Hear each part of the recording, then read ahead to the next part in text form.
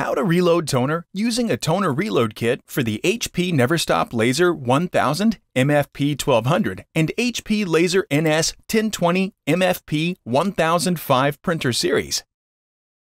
When the printer is turned on and the toner level indicator displays a +1 or 2 and the reload light is on, you know it is time to reload your toner with your toner reload kit. What do all these numbers on the display mean? If the toner level indicator displays a +1, then add 1 toner reload kit. If it displays a +2, then add 1 or 2 kits.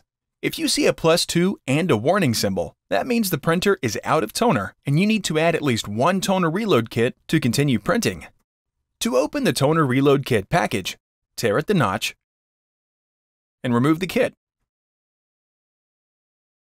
Now it's time to shake. With the cap facing down, hold the kit, then shake it for 10 seconds to loosen the toner.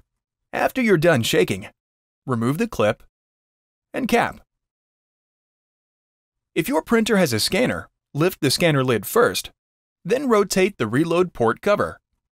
Insert the kit into the reload port, then rotate it clockwise a full 180 degrees until it stops. Here's the fun part. With one hand holding the base of the kit, push down on the plunger until it clicks. The toner level indicator will update its status as your printer fills with toner.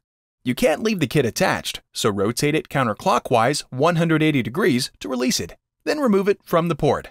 Close the reload port cover by rotating it back into place.